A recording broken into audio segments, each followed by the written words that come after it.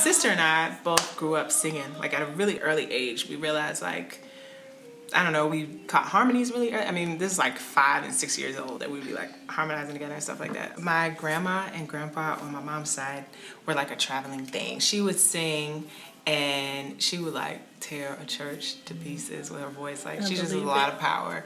And my grandpa, who I never even met, used to play guitar apparently and play piano. Kind of skips around in our family. My cousins, they sing, and even on my father's side, they sing. My grandfather is literally a part of a quartet group to this day. And my father is he plays keys. My I was about to say, keys. A lot of your family plays you know, they do.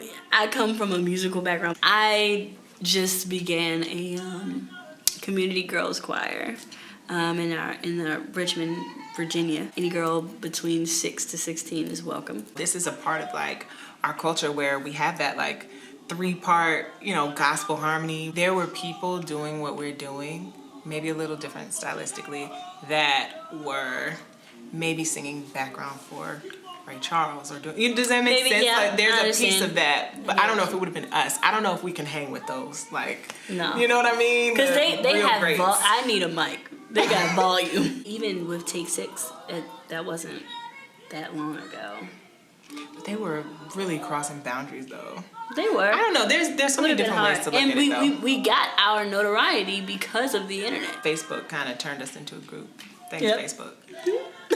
I think that is what really helped RESOUND, is just that we were doing pretty good. But once we did Christmas Medley and Ariana Grande shared it, oh, that was it. Her platform is powerful. There's so many people who are really, really talented and have things on social media, and it still doesn't take off. And it doesn't make sense. Like, way more talented people than us. So, I don't know. It's a weird thing that I don't think there's a certain formula for. We do like to spread hope.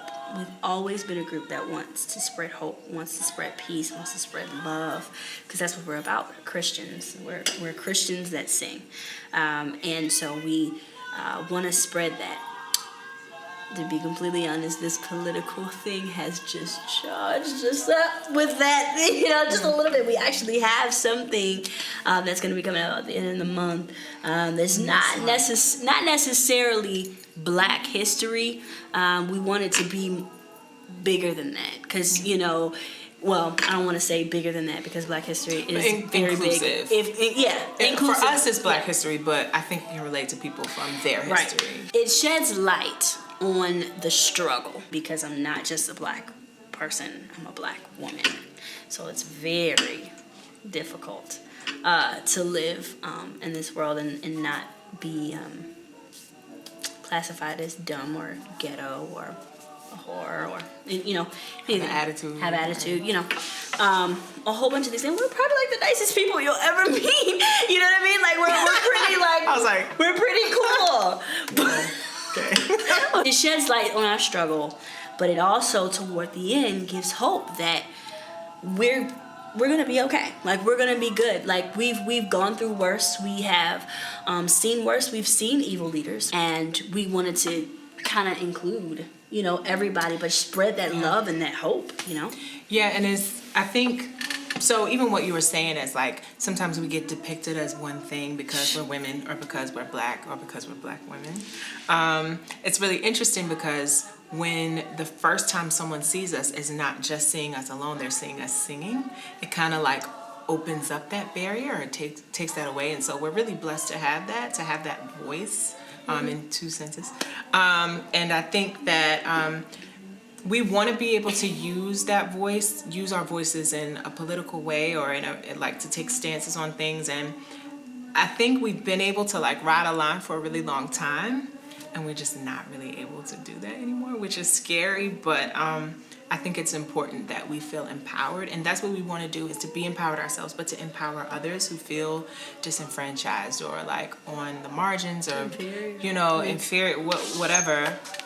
That's definitely what we want to do, is bring hope to people, bring power to people. Yeah. And so I don't know if we know the right way to do it, but that is what we're trying to do. Right.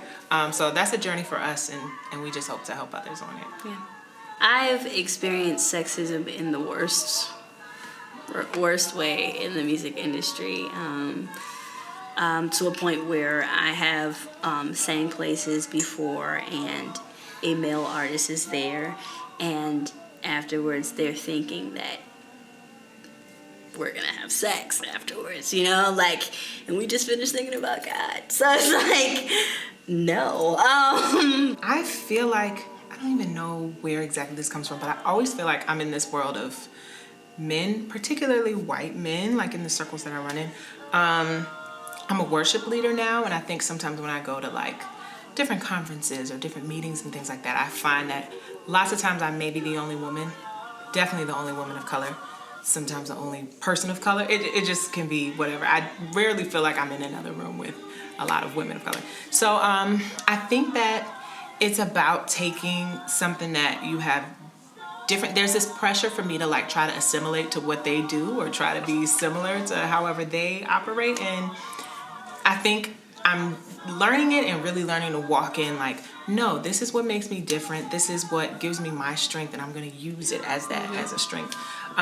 Same thing in college. I went to college for classical voice, and lots of times I was same again, a lot of women, but lots of times the only woman of color. And I think people had this expectation, and I was just ready to shatter it. You know, like I want to be great, and it's okay that I'm different.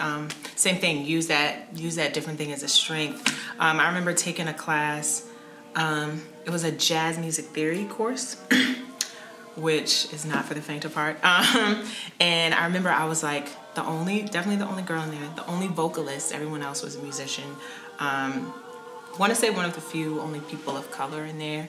And it was just like, I knew that the pressure was on at that moment. I was like, I'm failing so many different like areas if I don't do this well.